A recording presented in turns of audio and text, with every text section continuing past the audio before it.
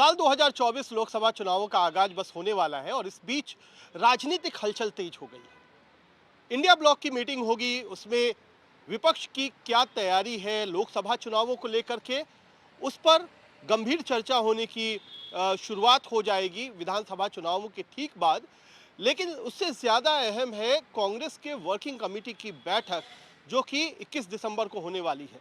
ये पहली बैठक होगी उन चुनावों के बाद, जिसमें कांग्रेस ने कम से कम उत्तरी भारत के जितने भी राज्य थे उसमें कहीं भी जीत का परचम नहीं लहराया है, बल्कि दो राज्यों से उसकी सरकार की विदाई हो गई है। राजस्थान और छत्तीसगढ़ में सरकार थी कांग्रेस की, वहां चुनाव हार गई कांग्रेस। मध्य प्रदेश में वापसी का इंतजार था और वो वापसी का इंतजार और लंबा हो गया है।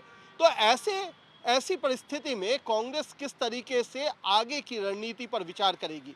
एक तरफ तो उस पर अपने ही घटक दलों, जो इंडिया ब्लॉक के घटक दल हैं, उनके साथ सीटों के तालमेल को लेकर के गंभीर दबाव है, क्योंकि हर पार्टी चाहती है कि कहीं ना कहीं कांग्रेस अपना बिग ब्रदर एटीट्यूड को छोड़े, यानी जो एक बड़े भाई का रवैया है उसको हटाए, उसको कम करे और सीट शेयरिंग की बात करे। इसीलिए जो बातें 19 दिसंबर की मीटिंग में होगी, उसको 21 दिसंबर की कांग्रेस वर्किंग कमेटी की मीटिंग में निश्चित तौर पर लाया जाएगा, ताकि चर्चा की जा सके कि आखिरकार अपने सहयोगियों के साथ संबंध कैसे रहेंगे, अलग अलग राज्यों में सीटों का तालमेल कैसे होगा, खास तौर पर ऐसी स्थिति में जब दबाव है कि कांग्रेस बहुत ज्यादा सीटों की डिमांड ना करे।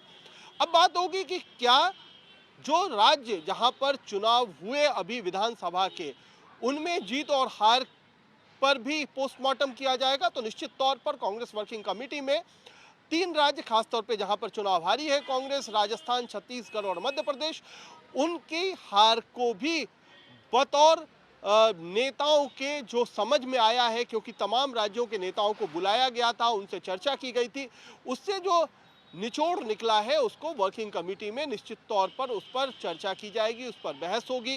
साथ ही साथ जो तेलंगाना में जीत हासिल हुई है, किस तरीके से दक्षिण का के राज्यों के में क्या कांग्रेस की लोकप्रियता बढ़ रही है और ज़्यादा किस तरीके से इस जीत को आगे बढ़ाया जा सकता है, उस पर भी चर्चा होगी।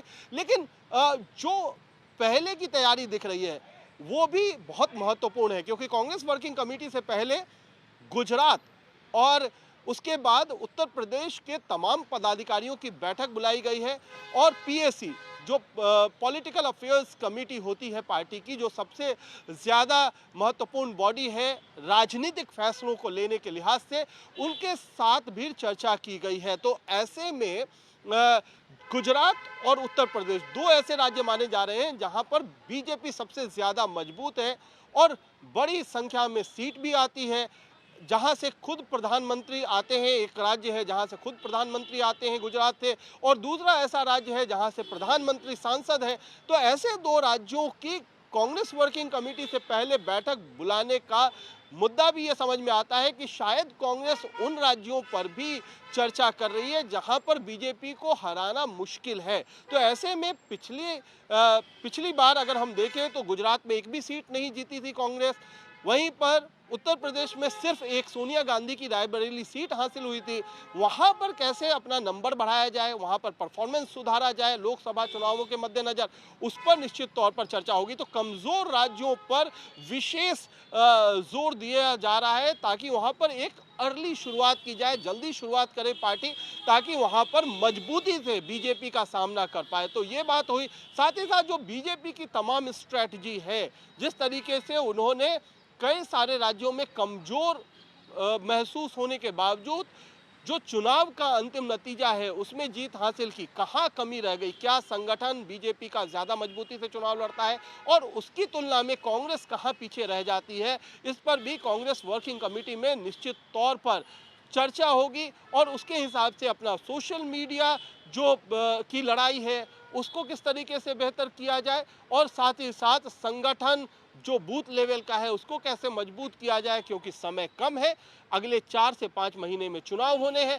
ऐसे में किस तरीके से मजबूती के साथ तमाम राज्यों के लिए अलग अलग रणनीति बनाई जाए, अलग अलग नेताओं की भूमिका तय की जाए, संगठन मजबूत किया जाए। जहां पर संगठन में बदलाव की ज़रूरत है वहां पर संगठन के मुखिया को और भी बाकी बदलाव किया जाए, ये तमाम चीज़ें रहेंगी। लेकिन सबसे महत्वपूर्ण फिर से वही बात कि बाकी सहयोगियों के साथ समीकरण क्या रहेंगे, इक्वेशंस क्या रहेंगे, सीट बंटवारा कैसे होगा। समाजवादी पार्टी जैसी पार्टियां पहले ही साफ कर चुकी हैं, आम आदमी पार्टी ने भी साफ किया है कि वो बहुत ज़्यादा सीटें अपने प्रभाव वाले क्षेत्रों में, अपने प्रभाव वाले राज्यों में छोड़ने के लिए तैयार नहीं है।